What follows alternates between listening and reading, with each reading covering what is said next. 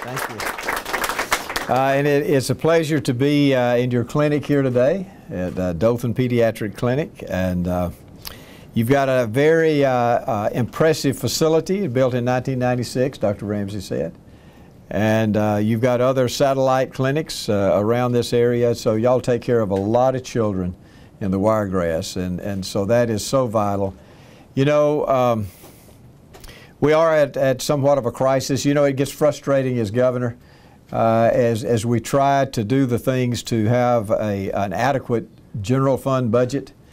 It's frustrating to do that. We've worked on it now for the last 5 years.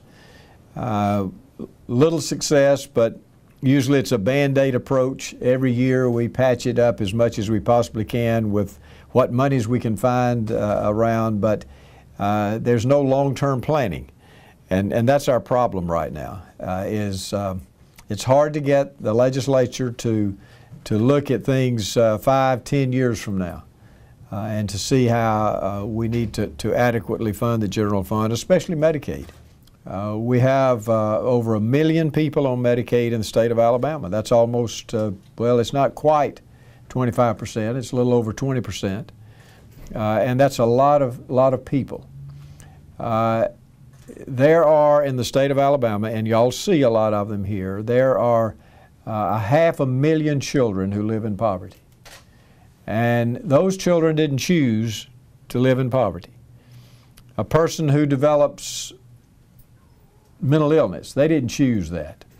A person who has cerebral palsy or any other congenital defect, they didn't choose that.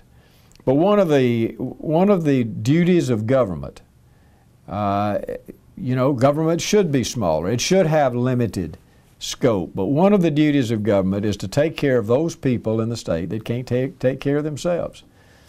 And as a physician and as governor, I really cannot idly sit by and think about those, especially the children, the poor children that y'all see here, who cannot grow strong and healthy and do the things and become educated and have a productive life unless we provide them with an adequate health care system, unless they can see a nurse or a doctor. We can't really help these children. We can't help the families. We can't make their lives better. It's not going to be better unless we adequately provide health care for these children. The last 2 weeks I've spent a lot of time. I've been all over the state. I said I was going to do this in my video announcement that I made 2 weeks ago. Today I'm in Dothan. This afternoon I'm going to Mobile. So I have hit every area of the state, and I'm going to continue to do that. We're calling the legislature into session this next week. I have put forth really a simple lottery proposal. That was never my first choice. I don't think you ought to honestly fund government with gambling. I think you ought to fund government with fair taxes. People ought to pay for what they get, the services they get. But that's not going to happen. So what we have to do is we make lemonade out of lemons, and we have to do the best we can. And so the best that we have right now is a lottery, and it's a simple lottery. Ours is.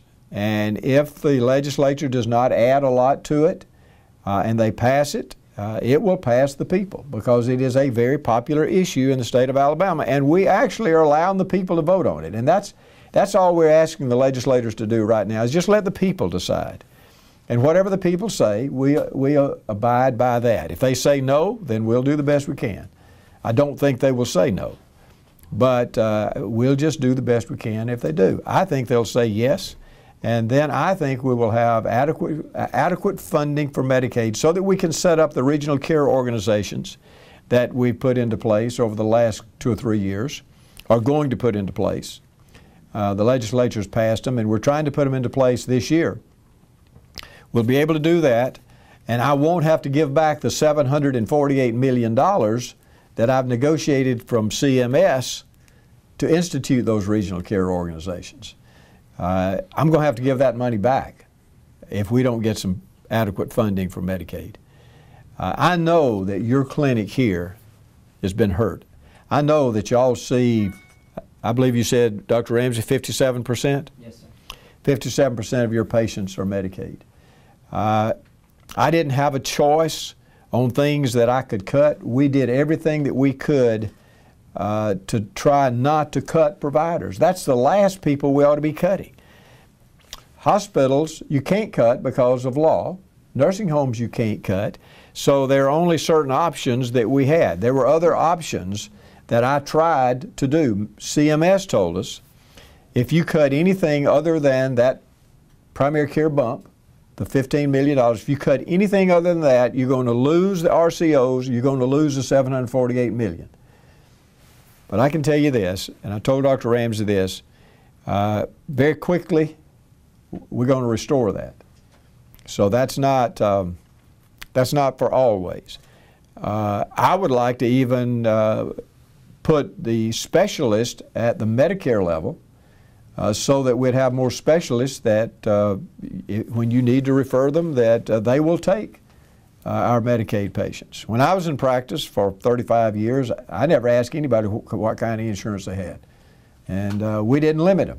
You know, we saw anybody that wanted to come in. But, you know, not everybody can do that, and not everybody will do that. But, you know, we have to take care of people. And to me, folks, let me say this. This is not about a lottery. It's not. This is about those children that can't take care of themselves. This is about the elderly. This is about the disabled. This is about the mentally ill. This is about those that really are in difficult situations right now. And it's always about the people. It's always. And so I crossed the state asking the legislature to allow the people to vote on a lottery, but my thinking is way beyond a lottery.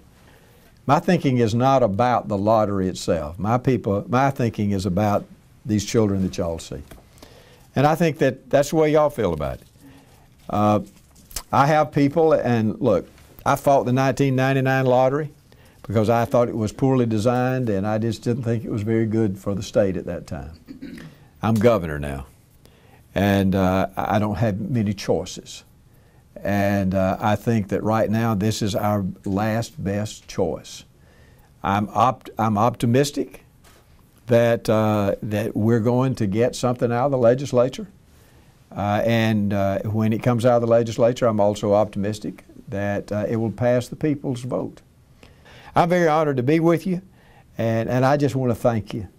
I want to thank you for all that you do, because obviously y'all love what you're doing. I know these pediatricians and the pediatric nurses and all of y'all who work in the office, you have to love what you're doing.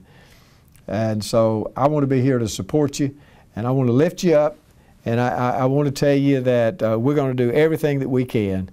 As long as I'm governor of this state, I'm going to care about only one thing, and that's the people.